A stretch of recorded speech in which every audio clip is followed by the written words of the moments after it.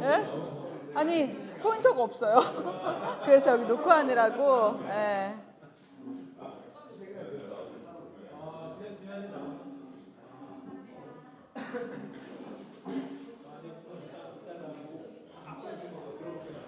물을 하나 네모를 가져와야겠다.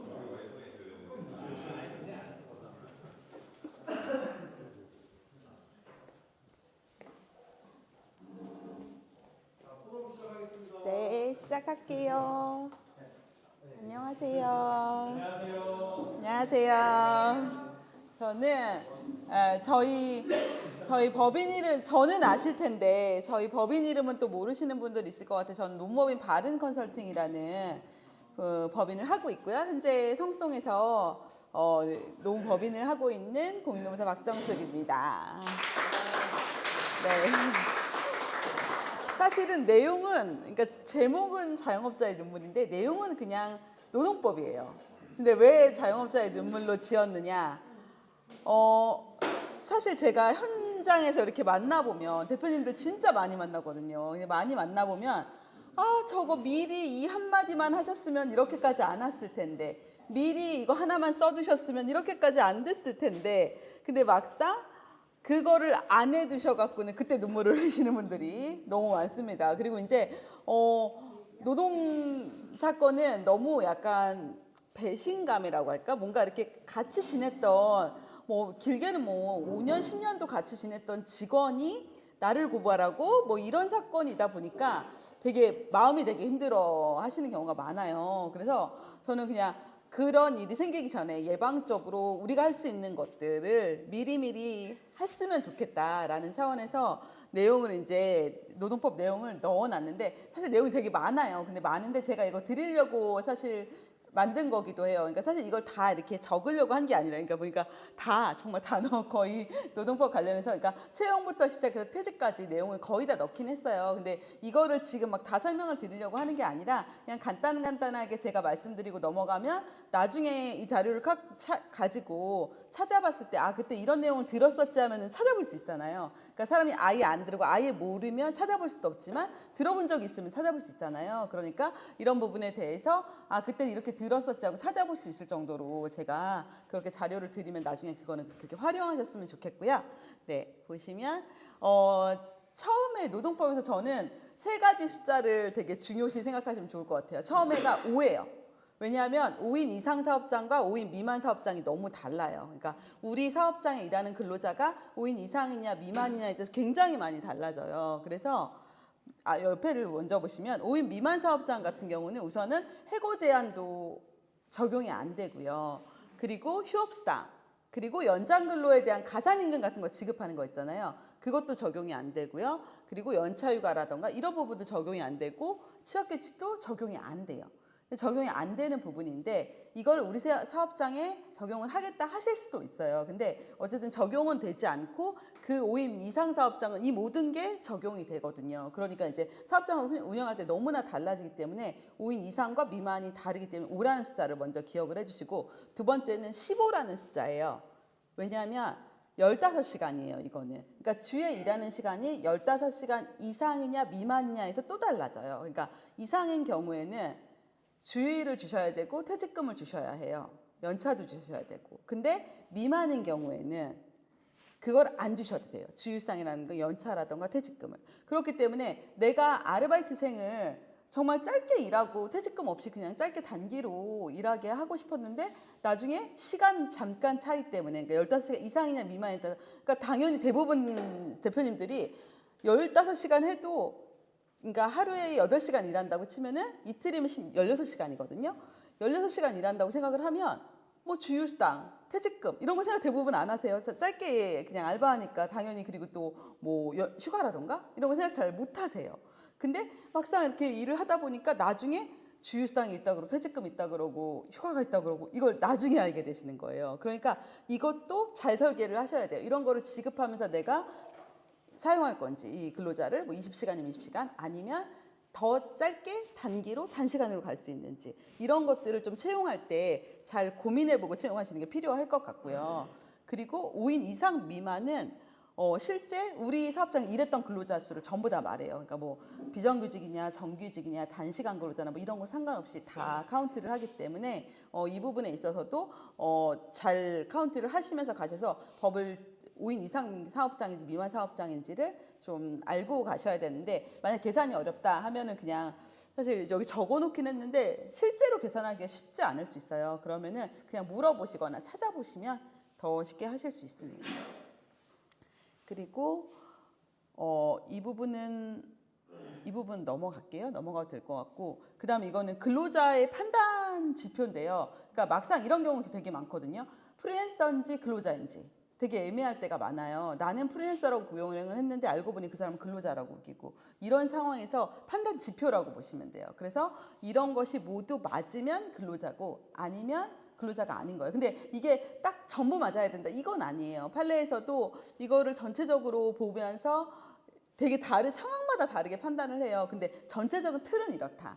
그래서 내가 프리랜서를 고용한다고 해도 실제로는 근로자일 수 있거든요. 그러니까 오해하시는 것 중에 하나가 3.3% 떼니까 프리랜서 이렇게 생각하시는 경우가 있는데 그렇지 않거든요. 그래서 실질이 어떤지, 실질이 이런 것들을 지키고 있는, 내가 이제 실제로 지시를 하고 이런 것들이 있는지를 한번 이 장표를 가지고 판단을 하시면 되고요. 근로자인지 아닌지는.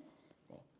그리고 다음은 근로계약서인데요. 그러니까 사실은 근로자하고 사용자가, 그러니까 누구 하나 각자의 의무가 있잖아요. 그래서 성실 의무와 배려 의무가 있는데 사실은 저는 이제 5인 미만 사업장, 10인 미만 사업장은 사실은 취업규칙 의무가 아니에요. 그렇다 보니까 근로계약서만 있기 때문에 이 사람에 대한 규율을 이렇게 한 게 별로 없거든요. 근데 이제 제가 여기서 겸업금지 의무를 좀 말씀을 드리고 싶은데 사실은 이렇게 요새는 온라인 사업이나 이런 게 너무 발달하다 보니까 직원들로 들어오는 사람들도 밤새 자기 일하고 우리 회사는 꾸벅꾸벅 졸고 이런 경우도 많아요. 그러니까 그렇다 보니까 이런 겸업금지 의무라든가 이런 것들을 근로계약서나 이런 데 좀 명시를 했으면 좋겠어요. 그래서 겸업을 한다면 자기한테 얘기를 해달라, 허가를 받아달라, 이런 거, 허가를 받아서 해야 한다, 이런 것들을 계약서에 명시를 해두면 내가 이런 일을 하는 걸 이야기를 해야 하고 같이 공유를 하면서 할 수 있는데, 그렇지 않으면 얘가 무슨 일을 하는지도 모르고 이렇게 계속 가게 되잖아요, 그 근로자랑. 그래서 그 겸업금지 의무라든가 이런 부분은 조금 근로계약서에 적어주셨으면 좋겠다, 작은 사업장이라도. 그리고 근로계약의 내용인데요. 제가 여기에 되게 많은 원을 놔뒀는데 여기서 근로계약서에 뭐뭐뭐가 들어가야 된다를 혹시 아시는 분? 6개거든요. 이 중에 6개. 임금 맞아요. 임금 꼭 들어가야 되죠. 네. 또. 네, 근무 장소. 연차. 네, 맞아요. 주일. 네. 소정 근로 시간. 업무 내용. 맞아요. 다 아시네요. 와. 대단하시네요. 네. 이렇게. 네. 이렇게 6개예요. 이렇게 6개가 들어가야 돼요. 이렇게 6개는 꼭 들어가야 돼요. 그러니까 법에서 근로계약서를 작성해라고 한 적이 없어요. 이 내용이 들어간 서면을 작성해라고 하고 있어요. 그러니까 이게 꼭 들어가야 돼요. 근데 제가 이걸 놔둔 건 이 부분이 우리한테는 또 사업주한테는 중요할 수 있는 부분들이 너무 많아요. 네. 근로계약을 해지하고 싶을 때 어떻게 해지를 해야 하는지, 이 부분에 대한 거, 나는 이런 걸 해지 사유로 하고 싶은데 이게 해지 사유가 되는지 안 되는지, 이런 부분들을 고민하면서 근로계약서에 담아두시면 나중에 그게 해지 사유가 될 수가 있잖아요. 그리고 다른 뭐 징계 표창 뭐 이런 부분까지는 아니더라도 보안각서 이런 것도 중요하잖아요, 회사에서. 근데 이런 부분을 이것만 넣게 되면 못 넣잖아요. 그러니까 이 부분들도 나한테 필요한 게 무엇인지 꼭 고민을 해보셔라. 근데 대신에 이 부분은 꼭 들어가야 합니다. 그래서 소정 근로 시간과 또 휴게 시간도 들어가야 돼요. 근로 시간뿐만 아니라 휴게 시간 적으셔야 되는데, 간혹 이런 경우가 있어요. 그러니까 이런 경우에 휴게 시간이 다툼이 많은데 휴게 시간 있어요. 있는데 우리 회사는 1시간을 쉬는데 언제 쉬는지 안 정하는 거예요. 왜냐하면 우리는 뭐 이렇게 일하다가 짬이 있을 때 쉰다라고 하면서 안 정해놨어요. 근데 이것도 문제가 될 때가 있어요. 진짜 쉰 거 맞는지 이런 거부터. 그래서 휴게 시간을 정할 수 없다. 그래도 정하세요. 예를 들어서 뭐 우리가 쉬는 시간이 물론 점심 시간만 있는데 사업장은 상관이 없어요. 근데 간혹 점심 시간도 쉬고 근로 시간이 길어서 뭐 오후에 뭐 3시부터 4시 한 번 더 쉰다던가 이런 사업장들이 있거든요. 근데 이거는 픽스된 시간이 아닐 수 있어요. 그럴 때는 우선 정해놓고 변경될 수 있다를 적으셔야 되고요. 근로 시간도, 그리고 소정 근로 일도. 그러니까 우리가 뭐 이렇게 근무 스케줄표 있는 데는 당연히 변경되잖아요. 그래도 월요일부터 금요일까지가 원칙인데 우리는 변경될 수 있다. 이런 것들을 어느 정도는 그 틀 안에서 정해 놓으셔야지 나중에 분쟁 상황이 됐을 때 그게 문제가 덜 될 수 있습니다. 네네. 그래서 이거는 앞에 말씀드린 거니까 넘어가고요. 제일 밑에 그리고 근로계약서 쓰고 보통 계약서는 나눠 갖잖아요. 근데 생각보다 근로계약서는 안 주시는 분들 많아요. 그러니까 이게 줬을 때 오히려 나한테 뭐 저 사람이 어떻게 할라 이런 생각을 하시는 건지 아니면 어떤 의도인지 모르겠어요. 대부분의 분들이 적고 한 장 가져가서 적고 그냥 가져오시는 분들이 많아요. 근데 그렇게 되면 교부를 안 했기 때문에 처벌받는 건 똑같거든요. 둘 다 벌금형이에요. 안 써도 벌금형이지만 교부를 안 해도 벌금형이거든요. 근데 문제는 내가 분명히 교부했어요. 듣고 가셔서 교부를 하셨는데 이 근로자가 3년 후에 교부 못 받았다 라고 이야기를 하면 이때부터 증거 있어요? 이렇게 되는 거예요. 그래서 그런 것 때문에 반드시 여기다가 여기 보시면 근로계약서의 교부에 대한 명기와 서명이 꼭 필요합니다. 예, 그래서 본인이 자필로 서명을 했기 때문에 여기 받았네 이렇게 되는 거거든요. 그래서 근로계약서 달성할 때는 꼭 교부와 또 그거에 대한 서명도 해주셨으면 좋겠습니다. 네, 그리고 근로계약 기간인데요. 여기서는 2년이 넘으면 정규직 전환되는 건 대부분 알고 계시죠. 이제 많이들 알고 계실 것 같아요. 근데 제가 말씀드리고 싶은 거는 우리가 계약을 할 때 수습 3개월 넣는 경우가 많잖아요. 그래서 이 사람하고 정규직으로 계약은 하지만 내가 수습 3개월을 넣겠다 해서 수습 3개월 계약을 했어요. 근데 3개월 일하니까 그냥 이 사람하고는 안 맞는 것 같고 이제 나가줬으면 좋겠다라고 해서 이거를 계약 기간 만료로 종료를 해도 문제가 없다. 그럴까요? 그렇다. 아닌 것 같아요? 아닐 것 같으니까 손 안 드시는 거죠. 맞아요. 아니에요. 네네. 근로계약 기간 안에 그렇게 그러니까 정규직이어도 수습 근로계약 3개월이 있어도 법에서는 이걸 해고로 봐요. 네, 그러니까 이 사람의 기책 사유가 있어야 되고 업무 적격성이 맞지 않다는 게 있어야 돼요. 그래서 저는 아무리 작은 사업장이어도 다른 평가표는 없어도 되는데 수습 평가표는 반드시 두셔라라고 말씀을 드려요. 수습 기간에 왜 이 사람이 업무 적격성이 없는지에 대한 거라. 그리고 이제 대표님들 대부분이 처음에는 그러니까 뭐 처음에 왔으니까 모를 수 있지. 처음에 왔으니까 이렇게 잘 못할 수 있지 하고 그냥 다 대부분 관대하게 넘어가 주시는 경우가 많아요. 근데 사실은 정말 해고는 쉽지가 않거든요. 근데 그나마 수습 기간에는 나와 맞지 않는다라는 걸 통보해서 해고가 할 수 있는 가능성이 그래도 부당해고로 갈 가능성이 굉장히 낮습니다. 그래서 수습 기간에 오히려 더 업무 적격성이 맞는지를 더 점검을 하셔야 되고 맞지 않다. 그러면 심할서를 쓰게끔 하시든 뭔가 개선할 수 있는 노력을 더 많이 하셔야 돼요. 그렇게 했는데도 개선할 노력을 계속 했는데도 안 된다라고 하면 그때는 이제 해고 통보를 해도 그나마 조금 부당해고로 갈 가능성이 낮고요. 그리고 정말로 나는 계약기간 만료 통보하고 그냥 종료하는 수습을 하고 싶다 하시면 그냥 3개월 계약서를 쓰세요. 네, 그냥 계약직, 그 3개월 계약직을 쓰시는 거죠. 그렇게 해서 그때는 이제 계약기간 만료 통보를 하게 되는 거니까요. 근데 이제 이 부분이 뭐 근로자도 처음에 입사해서 이 회사에서 알아가는 기간이고 나도 이제 업무에 맞는지 그리고 또 특히나 경력직 같은 경우는 검증이 굉장히 어렵잖아요. 분명히 어떤 사업자는 다른 비슷한 일을 10년 넘게 했다라고 했는데 와보면 아무것도 모르는 경우도 있습니다. 간혹. 그러니까 경력직 같은 건 특히나 더 이런 수습 기간이나 아니면은 계약 기간 3개월로 해서 이렇게 하는 서로의 점검이 필요할 수가 있습니다. 그리고 간혹 저한테 이제 이렇게 정규직 아니고 계약직으로 내가 이렇게 채용했다라고 막 하면서 오셨는데 채용 공고에는 정규직 딱 적혀 있는 거예요. 그러면 정규직으로 그러니까 대부분의 계약서를 쓰실 때 정규직 계약직을 명시 안 하는 경우가 많아요. 그렇다 보니까 계약서 타이틀은 그게 없는데 공고문에는 또 정규직이라고 되어 있고 그럼 이 사람은 계약직이냐 정규직이냐가 또 논란이 있을 수 있거든요. 그러니까 채용 공고 시부터 우리가 정규직을 채용하는지 계약직을 채용을 하는지를 좀 명확히 하셨으면 좋겠어요. 그리고 만약에 이게 정해지지 않는 상태에서라고 하면 차라리 근로 형태를 비워두시는 게 나아요. 거기를 뭐 계약직, 정규직을 명시하시는 게 아니라 무관이라던가 이렇게 뭔가 비워두셨다가 나중에 하시는 게 낫습니다. 이거는 서면 명시 사례인데 이 부분은 넘어가기로 하는데 이제 수습 때 급여만 잘 체크를 해서 적어주시면 되고 수습 근로기간 동안에 임금의 90%를 지급할 수는 있는데 그러니까 그렇게 해서 최저임금 미달이 돼도 상관이 없어요. 근데 대신에 반드시 1년 이상의 기간은 계약을 하셔야 돼요. 그리고 이거는 근로기준법을 위반한 경우랑 근로조건 사실과 다른 경우 이걸 제가 왜 적어놨냐면 근로계약서는 어쨌든 서면으로 우리가 계약을 체결하는 거잖아요. 그럼에도 근로기준법하고 부딪히는 거는 다 무효가 돼요.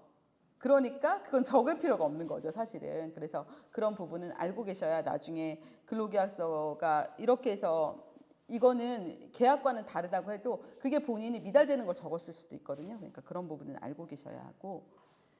그리고 취업규칙은 제가 설명드리려고 놨던 건 아니고요. 예, 이렇게 사업장의 규정을 만들어 두라고 하고 있는데 사실은 대부분 취업규칙을 딱 10인 되면 만들어야지 하시는 분들 많아요. 근데 10인 돼서 만드는 게 더 어려우세요. 왜냐하면 이 취업규칙은 동의받는 절차가 있어요. 처음에 동의받는 절차가 있는데 인원이 오히려 5인이 넘고 7인, 8인일 때는 눈에 더 보이시거든요. 그래서 더 커넥션도 잘 되고 이렇게 되는데 막상 10인에 만드시려고 하면 동의받는 것도 일일 수 있어요. 그냥 한 5명 간 넘었을 때 6명 이렇게 일 때는 그냥 이렇게 해서 우리 규정 만들어 볼까? 이렇게 으쌰으쌰 만들 수 있는 분위기가 있는데 10인 딱 돼서 의무적으로 만들어야 된다. 그러면 또 오히려 더 촉각을 세울 수 있거든요. 내가 동의를 이거는 맞는 거야? 이러면서 동의를 해마라. 약간 그런 거를 신경전을 하시니 저는 차라리 5인이 딱 넘어가면 어느 정도의 규정은 필요하고 우리가 회사를 컨트롤하는데 필요한 것들이 있거든요. 그래서 규정을 못 만들겠다. 규칙 만드는 게 너무 일이고 힘들다 하면은 지침이라도 만들어 두시는 게 우리 회사에서는 이런 것이 중요하다라는 지침을 근로기준법 내용과 해서 만들어 두시는 게 좋고요. 근데 그 지침이 간혹 이렇게 누가 주는 지침 그냥 받아두시는 경우 있어요. 그러면 이제 제가 취업규칙 만들어 갔는데 어딘가에 지침이 있는데 그 누가 가지고 있는지 모르겠고 그래서 있기는 있다 우리가 이렇게 얘기하시는데 그런 지침 말고요. 그렇게 누가 만들어주는 지침 말고 누가 만들어주더라도 내가 검토는 하고 이게 맞는지 우리 사업장과 맞는지 안 맞는지는 넣고 빼가는 해가면서 대표님이 관심이 가져주셔야 되는 게 이게 지침이 있다고 해도 그 지침을 근로자들이 알고 대표님이 모르면 근로자들이 무시해요. 그게 무슨 규정이야? 그게 무슨 지침이야? 이렇게 되거든요. 그러니까 꼭 만드는데 참여를 규정이든 지침이든 이런 걸 만드실 때 꼭 본인이 참여해서 만드셔라. 누가 주는 거 그냥 그대로 쓰지 마셔라. 이 말씀 드리고 싶고요.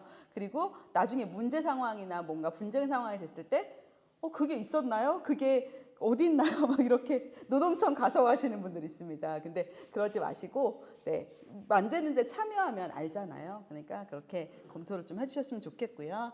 그리고 임금은 이렇게 넘어가고요. 이 부분은. 근데 임금하고 소득은 좀 달라요. 그러니까 임금하고 보수. 그러니까 소득세법상에서 정하는 보수랑은 조금 다른 개념이에요. 그래서 뭐 출장비라던가 경조금 이런 게 소득세법에서는 그러니까 출장비라는 게 소득일 수도 있는데 이제 그런 소득세법상에서는 또 다르게 소득일 수도 있고 그렇지만 그 노동법에서는 아니거든요. 그래서 소득세법과 노동법은 조금 다르다라고 보시면 되고요. 그리고 임금을 지급하실 때는 통화로 당연히 화폐로 지급을 하셔야 되고 직접 지급하고 전액 지급하고 월리 1회 이상 정기 지급을 하셔야 하고요. 그런데 간혹 물건으로 주시는 분들도 아직 있습니다. 그러니까 뭐 우리 회사가 이제 정리를 하게 된 거죠. 그래서 칫솔 100만 원어치 이러면서 정말 나 임금 줬다. 진짜 있어요. 없을 것 같지만 그래서 아니 내가 진짜 돈이 없는데 이렇게라도 준다 이렇게 얘기하시는 분인데 인정 안 돼요. 그러니까 그렇게 주지 마시고 차라리 그럴 때는 그러니까 회사를 정리하는데 정말 내가 어렵다라고 하면 솔직하게 터놓고 이야기를 하면 그래도 같이 회사를 정리하는 그 근로자 입장에서도 받아들이더라고요. 그래서 내가 이번 달 일금 3개월치를 300만 원을 줘야 되는데 내가 진짜 정리하느라 남아있는 게 아무것도 없다. 그러니까 이 300만 원 3개월에 분할해서 주겠다라고 이야기를 하시고 이거를 또 이야기만 하지 마시고 문서를 꼭 남기세요. 그래서 문서로 남겨서 그렇게 하면 이제 오히려 그런 게 깔끔하지 이렇게 물건으로 준 거나 다른 거를 대체해서 이렇게 주면 안 될까라고 하는 게 오히려 나중에 더 문제가 될 수 있습니다. 그리고 최저임금은 내년도 최저임금 제가 가져왔어요. 그래서 1030원이고, 예, 1급은 네, 이렇게 보시면 돼요. 1급, 주급, 월급 이렇게 보시면 되고요. 네, 그래서 이거는 뭐 1인 이상 사업장을 면 다 모든 사람한테 적용이 됩니다. 여기에 그 내용이 있네요. 3개월 이내 수습한테는 최저임금은 10%까지 감액할 수 있고 계약기간 1년 미만인 경우는 최저임금을 감액할 수 없어요. 네, 1년이 넘어야 그거를 수습을 최저임금 90%만 지급할 수가 있습니다. 그리고 이거는 이제 가산임금을 지급할 때 5인 이상 사업장만 해당이 돼요. 그래서 5인 이상 사업장과 미만 사업장의 그 임금이 굉장히 많이 달라져요. 그래서 연장, 야간, 휴일 근로를 하게 되는데 6시 이후는 야근이다. 맞을까요, 이 말? 아니겠죠. 예, 아니겠죠. 예. 야간 근로는 10시부터예요. 예, 그래서 야근은 아니에요. 엄밀한 의미로 하면. 근데 대부분 그냥 우리 야근해 이렇게 생각을 하시는데 사실 엄밀한 의미는 그렇진 않고요. 그리고 야간 근로를 할 때 조금 조심하실 게, 그러니까 연장 근로는 수당이 50%만 가산되는데 야간 근로 같은 경우는 50%가 더 가산이 돼요. 그래서 이렇게 10시가 넘어서까지 임금을 주면서까지 이 일이 해야 할 일인지를 조금 생각을 하시고 10시 전에 정리를 하시는 게 더 좋을 수도 있어요. 왜냐하면 2배가 되거든요. 그러니까 시급이 2배가 된다고 생각하시면 돼요. 예, 그래서 그런 게 쌓이면 굉장히 큰 금액이 되기도 하거든요. 그래서 그 부분에 있어서는 생각을 하시고 이게 꼭 야근이 필요한 일인지 10시가 넘어서까지 필요한 일인지 이 부분은 조금 생각을 해서 하셨으면 좋겠습니다. 그리고 휴일 근로, 휴일 연장 야간 하면은 당연히 150%가 가산이 되고 이렇게 누적해서 가산이 되게 됩니다. 그리고 이거는 통상임금, 평균임금 이거는 뭐 넘어가기로 하고요. 그리고 퇴직급여 같은 경우는 당연히 지금은 퇴직급여를, 그러니까 퇴직연금 가입하도록 되어 있거든요. 그래서 DB, DC형이 있는데 아직까지는 퇴직금 제도를 가지고 있는 사업장도 많으실 거고 그래도 지금은 법적으로 문제를 삼거나 이러고 있지는 않습니다. 그런데 이제 장기적으로 봤을 때는 퇴직연금에 안 드는 게 문제가 될 수 있고 처벌도 가능한 부분이니 이제 가능한 한 빨리빨리 저원안을 하시는 게 좋고요. 그리고 퇴직급여가 DB랑 DC가 있다. 알고 계시죠? 근데 DB랑 DC의 다른 점이, 가장 큰 다른 점이 DC 같은 경우는 매달 적립한 걸로 퇴직금을 지급하시면 돼요. 근데 DB는 내가 매달 적립했음에도 불구하고 근로자 연봉은 계속 올라가잖아요. 그러니까 처음에 3천으로 입사한 직원이 6천으로 입사를 하게 되면, 이 6천으로 퇴직을 하게 되면 퇴직할 때 계산한 퇴직금과 이렇게 처음에 입사해서부터 이렇게 계속 넣은 퇴직급여가 달라지잖아요. 그러니까 이런 상황에서 DB 같은 경우는 그 차이를 다시 입금을 해서 퇴직급여에 채워주셔야 돼요. 예, 그래서 DB는 보통 그래서 공공기관에서 많이 하고 DC는 그냥 사기업에서 많이 하기는 해요. 근데 이 부분도 제가 DB를 할지 DC를 할지를 그 은행 가서 물어보고 주거래 은행에서 물어보고 결정을 해서 대부분 DC를 하긴 하지만, 그러니까 간혹 DB가 가입되어 있는 사업장은 안 알아보신 분들이더라고요. 그냥 은행에서 해주는 거 그냥 바로 했는데 대표님 DB 하셨네요. 그러면 이렇게 그러니까 대부분 퇴직급여를 가입하시는 이유 중에 하나도 그냥 잊으려고도 있잖아요. 내가 이렇게 적립해놨으니까 근로자 퇴직할 때는 이제 그거 퇴직급여 받아가면 되니까 이렇게 하고 생각을 하시다가 막상 DB인 거예요. 그래서 왜 DB 하셨어요? 은행에서 해주는 거 했는데 이러시는 분들도 간혹 있어요. 그러면 또 그 차익이 꽤 크거든요. 왜냐하면 오래 일한 근로자는 금액이 확 높아지잖아요. 연봉 금액이요. 그래서 그런 부분들 때문에 이제 DB, DC 이 차이만 알고 계셔서 그 퇴직급여 선정하실 때 이렇게 하시면 되고요.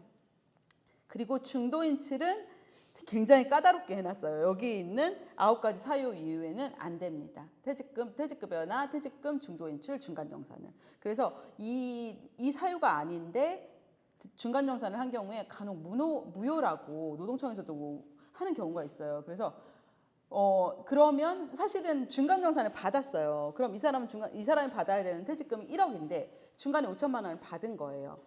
그리고 5천만 원이 나와서 나는 5천만 원을 지급을 했는데 이 사람이 1억을 지급하라고 왔을 때 그러면 5천 줬으니까 끝이지 뭐 이렇게 생각하실 수 있잖아요. 대부분 그냥 그렇게 생각하세요. 근데 문제는 중간정산 사유가 아니었던 거예요. 중간정산을 하실 때 중간정산에 필요한 서류도 다 갖춰 놓으셔야 되거든요. 예를 들어 주택을 취득한다. 그럼 계약서도 받으셔야 되고요. 전세 때문에 한다. 그럼 전세 계약서 받으셔야 되고, 누가 아프다. 그럼 또 진단서 이런 거 다 받으셔야 되거든요. 근데 그런 서류 당연히 아무것도 없이 이 사유도 아니었으니까 그런 상황에서 그냥 법에서 그래도 5천 받았으니까 5천만 받으면 되지 이렇게 해주면 좋은데 그렇지 않습니다. 1억 지급해 라고 해요. 진짜로. 노동청에서는 1억 지급하라고 하고 이후에 5천만 원, 그럼 중간에 받은 5천만 원 어떡하냐? 그럼 그 5천만 원 부당이득 반환 청구 소송해서 네가 받아내는 거지. 이렇게 갑니다. 그래서 실제로 그러니까 이렇게까지 막 끝까지 매달린 사람이 많지는 않지만 정말 그냥 이미 나는 그렇게 해야겠다 마음먹은 사람이 이렇게 할 수도 있거든요. 그래서 그러면 이게 제가 말씀드린 돈이 지금 1억과 5천이니까 이렇지만 400과 200이라고 생각했을 때는 안 하실 수도 있지 않을까요? 부당이득 반환 청구 소송. 예, 그런 식으로 소송이라는 것이 힘들기 때문에 또 안 하고 넘어가고 이렇게도 될 수 있기 때문에 이 사유 아니면 안 된다라는 거를 인지를 시키시고 해주지 않는 게 네, 맞습니다. 그리고 근로시간은 이제 사실은 그냥 이거는 그냥 보시면 되고요. 임신 중인 여성이거나 산후 1년 이하인 자는 절대 야간 근로나 연장 근로나 이런 거를 그냥 아예 안 시키는 게 맞고요. 그리고 임신한 여성이 사업장에 처음 생겼다. 그러면 임신기에 그런 규정들을 잘 모르실 거예요. 그래서 그런 부분은 좀 찾아보셨다가 그리고 또 임신기에는 그런 게 있어요. 임신기에는 2시간 단축 근로를 청구할 수 있어요. 그러니까 임신 초기와 임신 말기에는 조금 위험하다고 해서 청구할 수가 있어요. 그런데 그 기간이 대부분 길지가 않거든요. 한 달, 2달. 이렇다 보니까 이때 뭐 누구를 채용한다던가 이런 것도 불가능하고 업무 공백은 생길 수밖에 없고 그런데 그 부분을 조금 미리미리 대처를 하시는 게 좋습니다. 예, 그러니까 이렇게 업무 공백이 생길 수 있으니 이 업무를 누가 대신을 해준다던가 아니면은 그때는 뭐 잠깐 단시간이라도 채용을 해야 하면 한다던가 이런 부분들이 필요할 수가 있어서 이거에 대한 계획을 조금 임신 중인 근로자가 있을 때는 세워 놓으셔야 하고요. 그리고 18세 미만 채용하시는 길이 많지는 않으시겠지만 만약에 채용을 하신다라고 하면은 하루에 7시간 이상 일하면 안 되고요. 그리고 그 부모님 동의서 꼭 받아두시는 게 좋아요. 그래서 받아서 비치를 해두셔야 합니다. 그리고 휴일 휴가는 법정 휴일은 당연히 있고 약정 휴일 같은 경우는 미리 정해놓는 휴가거든요. 그러니까 법정 외에 그러니까 법에서 주라고 하는 휴가는 이거 외에는 없어요. 연차 휴가부터 배우자 출산 휴가까지 이거 외에는 없고 그 이유는 다 그냥 사업장에서 주는 휴가예요. 근데 이 부분에 대한 기준도 조금 있으셔야 하는 게 병가를 갔는데 이 사람이 병가를 10일, 20일 계속 가요. 그러면 그 사람 출근시키진 못하더라도 병가는 며칠까지만 유급이다. 이게 있으셔야 되거든요. 아니면 아예 무급이다. 이런 거를 인지를 하고 얘기를 해두셨어야 돼요. 근데 이게 계속 갈 때 또 이제 아니면 우리 사업장은 한 달까지는 병가를 줄 수 있는데 그 이상은 병가를 주기가 어렵다라던가 이런 부분들이 규정이나 어떤 지침이나 이런 게 명시가 있고 정해진 바가 있어야 그런 사람이 나왔을 때 할 수가 있거든요. 근데 대부분 정해진 바가 없어요. 근데 이런 것들을 미리미리 정해 놓으시면 나중에 문제 상황이 될 가능성이 더 낮고 또 아픈 사람을 대상으로 이제 뭐 이거를 무조건 우리는 이렇게 해야 된다라고 이야기하는 게 그러니까 어떻게 보면 매정하다고 느껴질 수도 있는데 그게 규정화되어 있으면 우리는 이렇다라고 그냥 얘기해 주시면 되는 거잖아요. 그래서 그런 규정들도 만들어 두시면 좋습니다. 그리고 연차휴가이고요. 연차휴가 관련해서는 연차휴가 제도를 운영하신다라고 하면은 이제 연차휴가 제일 마지막 보시면 돼요. 연차휴가 관리대장이라는 거 신청서 그리고 사전에 신청할 때 그 사업장에 맞게 뭐 우리는 일주일 전에, 3일 전에 이런 것들이 언제 신청해야 되는 걸 규정에 또 명시를 해두시면 좋습니다. 이제 그리고 이제 붙여서 쉬는 경우에도 뭐 예를 들어 이런 건 전 필요한 것 같아요. 그러니까 보통은 휴가 같은 경우 뭐 3일 전, 일주일 전 이렇게 이야기를 해달라라고 해도 막상 당일날 이야기하시는 근로자들 많거든요. 근데 그 정도면 되는데 요새는 여행 가거나 하면 뭐 연차를 10일 붙여 쓴다던가 이런 거 있을 수 있어요. 근데 10일을 붙여서 5일 이상 붙여 사용할 때는 미리 한 달 전에 고지해야 한다. 라는 규정들 뭐 그렇게까지 조금 디테일하게 해두셔야 나중에 갑자기 10일 사용할게요 라고 하면 10일 사용하면 주말 하면 거의 반이거든요. 한 달이 반이거든요. 그럼 그동안 그 사람이 업무를 못 해주잖아요. 그러니까 그런 것들은 미리미리 좀 공유가 됐고 규정화도 되어 있어서 알려주시는 게 좋습니다. 그리고 해고 부분인데 잠시만요. 네, 여기서 그러니까 그러니까 해고보다는 사직이 더 많긴 하실 거예요. 사직이 더 많으실 텐데 사직할 때 근로자가 이제 그만둔다고 이야기는 다 하고 돌아갔습니다. 근데 저는 이런 사례를 실무에서 너무 많이 봐서 그러니까 그 이야기하고 그만두고 이제 한 3일 연휴 있고 다시 출근을 하는데 그 3일 동안 마음이 바뀌는 경우가 너무 많아요. 근데 이 마음이 바뀌는 상황이 대표님한테 괜찮으면 상관이 없는데 이미 이 사람이 나가는 과정까지 준비를 했고 나는 신규 채용을 했고 이런 상황들이 있잖아요. 그럼 이 근로자가 원래 일정대로 나가야 나는 신규 채용한 사람을 쓰고 이렇게 될 수 있잖아요. 근데 3, 4일 만에 마음이 바뀌는 경우가 진짜로 있어요. 잠깐 쉬는 동안에도. 근데 문제는 나간다고 구두로 얘기했으니까 그냥 그 말만 믿고 다 해놓고 사직서 안 받으시는 경우 너무 많더라고요. 예, 그냥 나가는 게 정리가 되고 확정이 됐다라고 하면 바로 그 자리에서 사직서를 받아두셔야 나중에 근로자가 마음이 바뀌어도 철회를 하기에는 조금 애매한 상황이 될 수 있으니까 철회를 잘 안 하는데 구두로 이야기하는 거는 철회하는 근로자들이 생각보다 많아요. 근데 사직은 철회가 가능합니다, 실제로. 예, 그래서 이거는 이제 사직서는 그냥 우리 사이에 뭐 이렇게 생각하시는 분들이 있는데 그렇게 생각하지 마시고 사직서는 바로 받아주시고 한 달 후에 사직을 하든 그러니까 그 사직서를 안 받는 이유가 또 어떤 분들은 그 사직하는 날 받으면 되지 이런 분들도 계신데 그게 아니고 사직의 이야기가 나왔을 때 예, 한 달 후면 한 달 후, 두 달 후면 두 달 후 시점을 해서 사직서는 미리 좀 받아주시는 게 좋습니다. 그리고 이거는 넘어가고요. 그리고 부당해고 같은 경우는 그러니까 부당해고 규정이 있는데요. 그래서 구제 신청을 할 수가 있는데 보통은 부당해고 구제 신청 기간이 3개월이에요. 그래서 3개월 안에만 하면 되기 때문에 사실은 이 부당해고가 서면을 안 준 경우에 무조건 부당해고거든요. 근데 이제 그냥 너 나가라고 안 했더라도 우리는 분명히 합의해지라고 생각을 하는 경우가 있어요. 그러니까 나가는 걸 권유를 했고 그 근로자도 맞지 않다라고 생각을 해서 나간다고 했고 이런 상황으로 우리는 합의해지라고 생각을 하고는 잘 끝이 났는 그리고 이제 근로자는 나갔는데 갑자기 한 80일쯤 됐을 때 부당해고라고 날라오기도 합니다. 그러니까 그게 서면이 없기 때문에 그렇거든요. 사직서도 없고 해고 통지서도 없었던 거죠. 그러니까 해고가 맞다라고 하면 해고 통지서를 반드시 주셔야 하고 그리고 해고 사유가 맞는지 여부도 검증을 한 번은 받으셔야 해요. 그러니까 내가 생각할 때 이거는 해고 사유지라고 해고했다가 이 해고 사유가 아닐 수 있거든요. 생각보다 해고는 정말 까다롭게 노동위원회에서 보고 있기 때문에 해고 사유는 정말 중대한 기책 사유여야만 하거든요. 그래서 뭐 진짜 사업장에 금전적으로 굉장한 손해를 끼쳤다는 것 등등의 이런 중대한 기책사유여야 하기 때문에 이 부분에 있어서는 해고는 할 때 해고 사유가 맞는지 여부를 좀 검토를 하셔야 되고 그리고 정말 이 근로자를 해고를 한다라고 생각을 하면은 뭐 심할서를 받는다던가 아니면 감봉이라던가 다른 처분이 있은 이후에 해고로 가셔야 합니다. 그리고 정리해고 같은 경우에 50일 전에 협의 절차가 있어야 돼요. 그러니까 근로자 대표도 당연히 있어야 되고 협의 절차가 있어야 되는데 그러니까 우리 사업장 어려우니까 그냥 30일 전에 똑같이 해고 예고는 원래 30일 전에 하거든요. 근데 30일 전에 똑같이 해야지라고 생각하시면 안 돼요. 그래서 50일 전이라는 거 기억해 주셔서 아까 이제 5라는 숫자 제가 말씀드렸잖아요. 5인 그리고 15시간 또 연차는 25일이 맥스예요. 그러니까 25 그다음에 다시 50은 정리해고.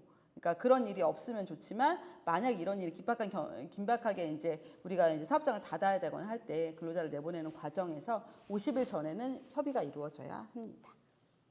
그리고 해고 시기의 제한인데요. 그러니까 해고 금지 기간을 법으로 정하고 있어서 그러니까 산재로 인해서 업무상 요양을 받거나 아니면은 산전 휴가 기간은 이후에 30일 그리고 육아휴직 기간 이때는 해고를 할 수 없게 되어 있습니다. 그리고 해고 예고 제도가 아까도 말씀드린 30일 전에 서면으로 30일 전에 서면으로 하셔야 되는데 만약에 그렇게 할 수 없다라고 하는 상황에서는 30일분의 통상임금을 지급하고 내보낼 수가 있어요. 그런데 해고 예고에 예외가 되는 상황들인데요. 사실 보시면 되는데 거의 예외가 되는 상황은 거의 없다. 그러니까 해고 예고는 꼭 하셔야 한다. 이렇게 생각하시면 될 것 같습니다. 그리고 서면 통보는 아까 말씀드렸고요.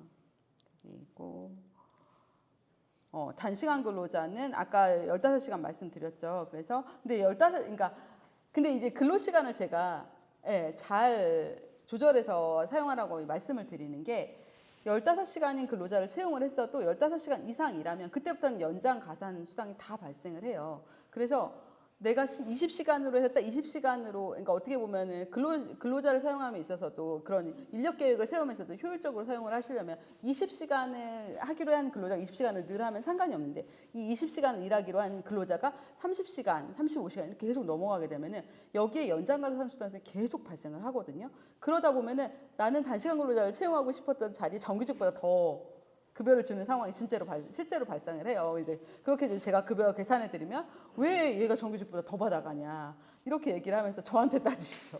근데 그때 따진다고 해서 아무런 의미가 없어요. 그러니까 20시간이면 정확하게 시간을 오히려 단시간 근로자 같은 건 잘 지켜주시는 게 좋습니다. 그리고 단시간 근로자도 12시간을 초과하는 연장 근로는 금지되어 있고요. 그리고 단시간 근로자는 그리고 동의를 받아서 연장 근로를 진행을 해야 합니다.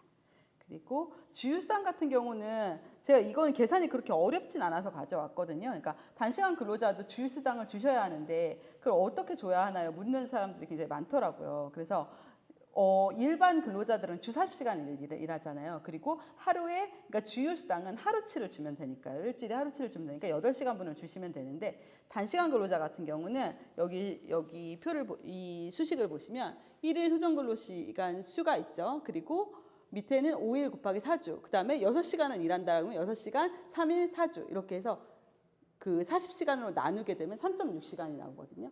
이런 식으로 계산을 해서 그러니까 4주는 지워지고 5분의 6 곱하기 3이 되는 거예요. 그럼 18시간이죠. 그러니까 주에 일하는 시간. 이렇게 해서 나눠서 3.6시간이 나오고요. 여기다가 시급을 곱해서 주휴수당이 산정이 됩니다.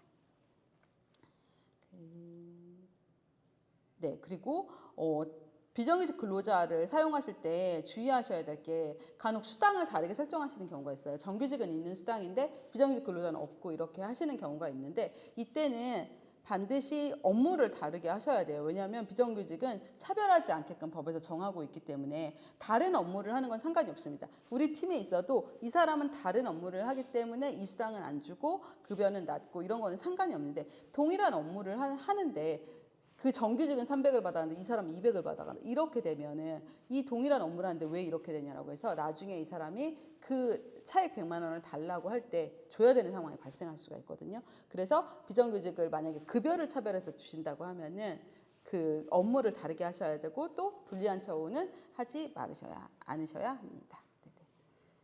네, 제가 준비한 건 여기까지인데 뒤에 나눔은 생략해도 될 것 같죠? 네네, 생략해도 돼요. 네, 될 것 같고요. 네, 질문 있으시면 질문해 주세요. 권고사직은 어떻게 되는 거예요? 권고사직은 합의해지니까 상관없으시죠. 네. 대신에 받아들여야죠. 권고했는데 안 받아들이면 그래 그럼 계속. 네, 그렇게 될 수밖에 없어요. 그래서 그러니까요. 그래서 제가 말씀드리는 게 권고사직도 되게 조심해서 하셔야 된다는 말씀은 드려요. 왜냐하면 계속 다닐 때가 문제이기도 하고. 그거를 해고로 오인하고, 그러니까 어투에 따라서, 그러니까 서면은 없는데 어투에 따라서 나가라 그랬다. 이거 해고다라고 뛰쳐나가서 신고하는 분들이 있거든요. 그래서 내가 만약에 권고사직을 권유했는데 출근을 안 한다. 그럼 내가 사직 권유한 대로 얘가 사직하기로 했구나라고 생각하시면 오산일 수 있어요. 출근하라고 이야기를 해보시고 내가 너한테 나가라는 얘기는 아니었다라는 그런.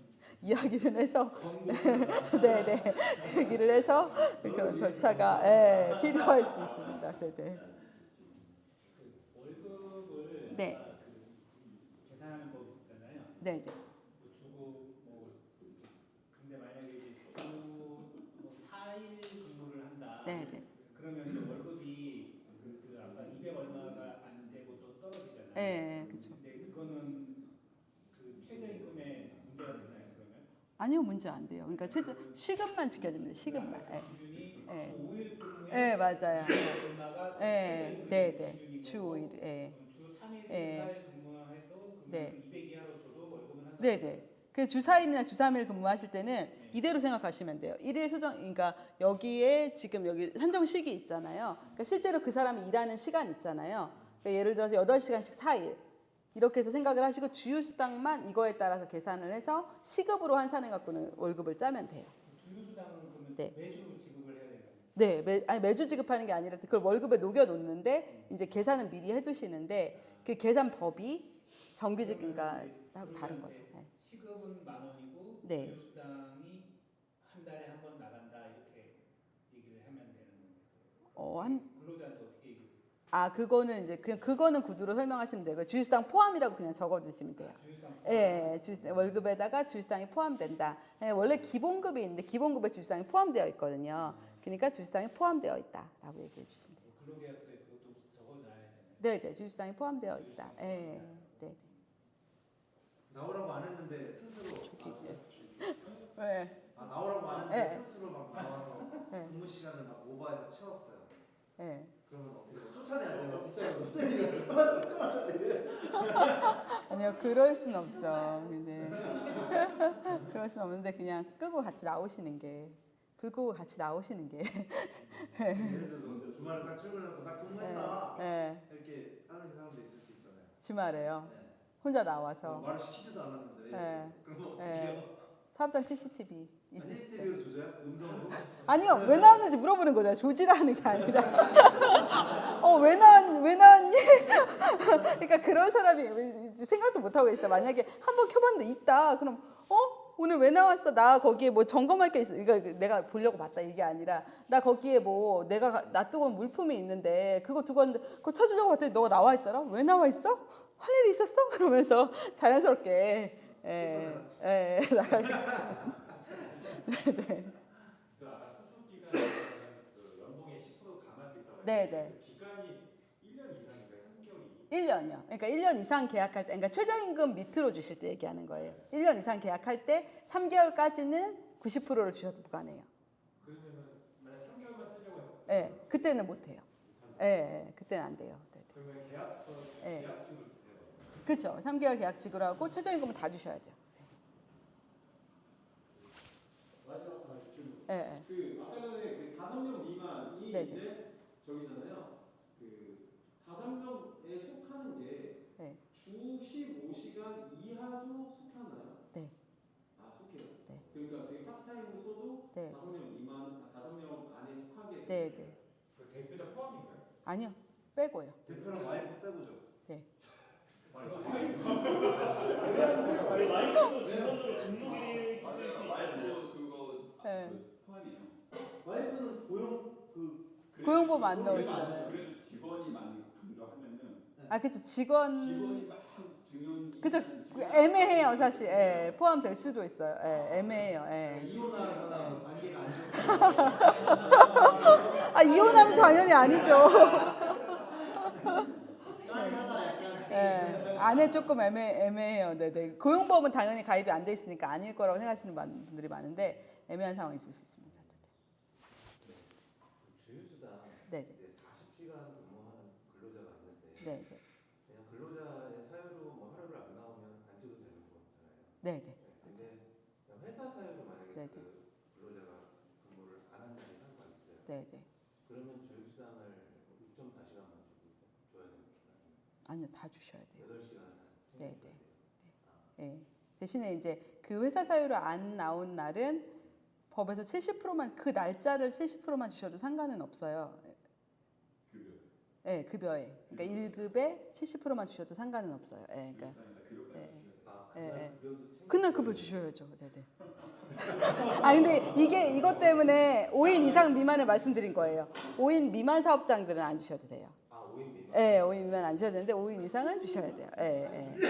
주휴수당이고 5인 미만은 상관없나요? 아니요. 주휴수당은 전 사업장에 적용이 되는데 아까 얘기하신 게 사실은 엄밀히는 휴업수당이에요. 내가 휴업을 하는데도 1급을 주잖아요. 그러니까 휴업수당이거든요. 근데 그 휴업수당은 5인 미만하고 이상이 또 나뉘어요. 근데 5인 미만도 주휴수당은 8시간을. 예, 주휴수당은 주셔야죠. 회사 사유였으니까요. 회사 워크숍 같은 것도 사실은 임금이 나가는 거죠. 회사 워크숍이요? 네네. 당연히 나가죠.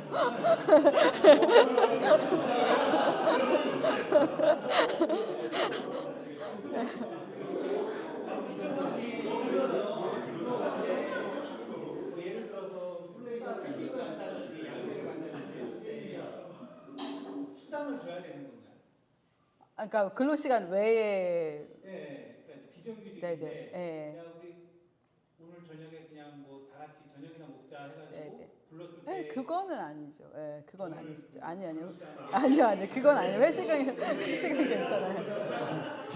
밥 먹다가 시간을 빨리 가. 근데 이거 관련해서 제가 드리고 싶은 말씀이 있는 게 요새는 또 그런 신고도 많아요. 그러니까 비행기 안에서 있는 시간.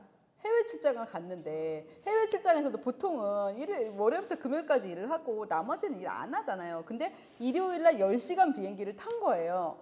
이거를 근로시간이다, 달라라고 하는 사람이 간혹 있어요. 근데 이때 만약에 대표님이 문자 하나라도 보내셨다, 괜히 오해받습니다. 그러니까 비행기에 있는 시간 동안에는 연락을 안 하시는 게.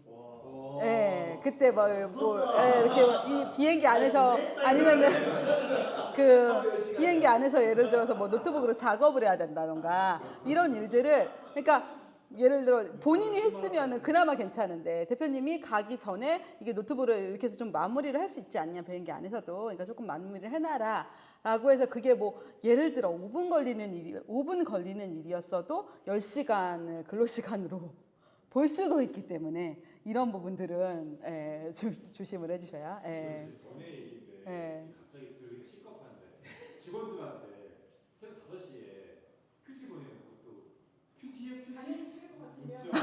근데 그거는 시키긴 한데 그렇게 나오면 근데요. 그쵸. 그거 괴롭힘으로 갈 수 있어요. 괴롭힘으로 갈 수 있어요. 종교 강요했잖아요. 아니 말씀으로 그거는 과거가 있는데 네. 근무 시간으로 그 아니야. 근무 시간. 직장인 괴롭히면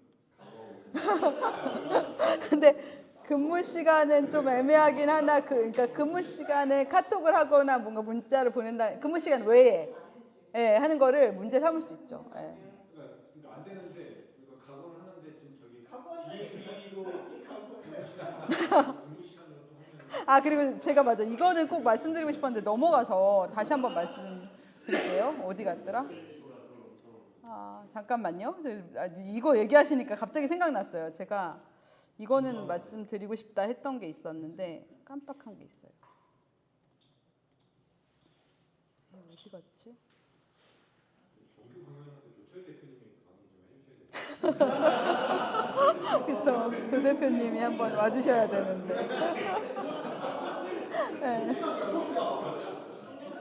네, 제가 말씀드린 이거였어요. 가족 친화 인증. 이게 가족 친화 인증 제도라는 게 있어요. 근데 이게 생각보다 기업 인센티브가 꽤 많아요. 그러니까 제가 그냥 대략적인 것만 했는데 출입국 우대라던가 아니면은 뭐 조달청이라던가 어디 들어갈 때 등등등해서 공공기관에서 주는 인센티브가 꽤 많아요. 중소기업 같은 경우는. 그래서 규정을 만드실 때, 그러니까 규정을 안 만든 취업규칙이 없는 사업장은 상관은 없는데 어쨌든 제가 사실은 여기 가족친화 지원 사업도 하고 있거든요. 그래서 올해는 이 사업이 끝났어요. 근데 내년도에는 우리가 이런 인센티브를 좀 받는 게 필요하다는 사업장은 한번 신청해 볼 생각을 하시면 좋을 것 같아요. 그래서 연초에 한번 저한테 얘기를 해주셔도 되고요. 그러면 이제 가족친화 인증을 받기 위한 컨설팅 또한 국가에서 그냥 지급을 하거든요. 그러니까 그냥 국가 재정으로 해줘요. 그러니까 미리 받아두시면 이게 당장은 내가 써먹을 일이 없을지 몰라도 우선은 그래 출입국 우대도 괜찮거든요. 그러니까 출입국 우대도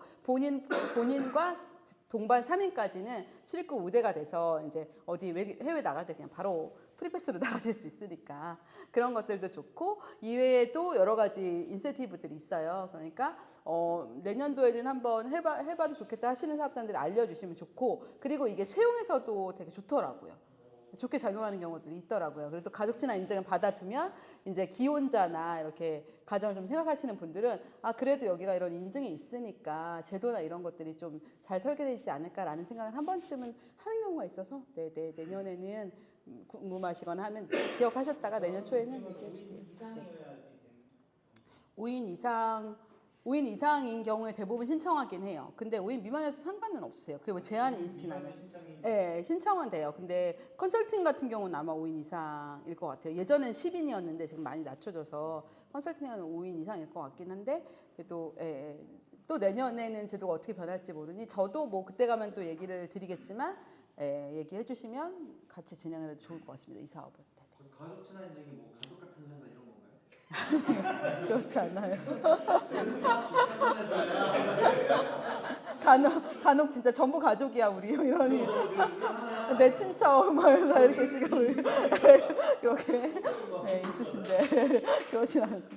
네, 뭐 가족 관련된 네, 그런 거를 많이 회사 내에서 네네. 근데 생각보다 어렵지 않아요. 그러니까 뭐 제도가 많아야 되는 것도 아니고 그냥 법에서 정한 제도들을 가지고 있고 사실 뭐 육아휴직을 갖거나 이러면 가점이 있을 수는 있으나 그런 직원 없었어도 그리고 뭐 우리 회사에 육아휴직을 진짜 가는 직원이 있다. 그런 데는 꼭 받으세요. 가점까지 받아서 얼마든지 가능하니까요. 근데 없어도 규정만 잘 갖춰져서 가능하기가 어렵지 않습니다. 그래서 웬만한 네. 대기업도 중견기업 이상은 다 저거를 했겠네요. 다 했죠. 그래서 이미 뭐 공공기관이라든가 대기업들은 전부 다 해서 제가 여기 심사원으로 활동하고 있거든요. 그래서 웬만한 대기업 같은 경우는 다 받았고 저도 가서 이제 지금 하시는 분들은 굉장히 늦었는데 그 늦은 분들도 이제 그래도 대기업은 많이 계열사들이 안 받은 경우가 많더라고요. 계열사들 사이에서 사실은 그런 대기업 계열사들은 거의 뭐 지금 다 이거 하고 있는데요. 근데 미리 받아두시는 게 아무래도 조건이라던가 더 까다롭지 않을 것 같아요. 예, 앞으로 더 까다로워질 수도 있으니까 예, 내년쯤에는 한번 받아두시는 것도 좋을 것 같습니다. 단점은 없어요? 가족 친화인증 단점? 단점 없는 것 같아요. 단점, 네, 단점만 지금은 있어요? 네, 지금은 없는 것 같아요. 많이 지원하지 않나요? 네네 그러면 대표자 자녀들 네네. 그 이렇게 만약에 18세 미만의 대표자 네네. 자녀를 이렇게 네. 이렇게 뭐 이렇게 단기 근로자처럼 네. 뭐 와서 한번 일해봐 네, 해가지고 좀 했다가 뭐 급여 지급하는 데 있어서는 네. 문제되는 건 네네 없어요. 그러니까 몇 세 이상 그 고용이 몇 세 이상이 고용이 가능한 거예요? 18세 이상, 아니 18세 미만하고 그러니까 15세 넘으면 예, 가능하거든요. 예. 18세 이하. 예. 근데 18세 이하는 그러니까 내 자녀가 아닌 대표님 자녀 같은 경우는 뭐 그런 동의서가 필요 없지만 내 자녀가 아니기 때문에 동의서가 필요한 거고 그리고 이제 사실은 모든 노동관계가 근데 신고를 해야 문제가 되거든요. 그래서 내 자녀가 신고할 일은 많지 않지 않을까. 네네. 그럼 이것으로 마치겠습니다. 네. 감사합니다.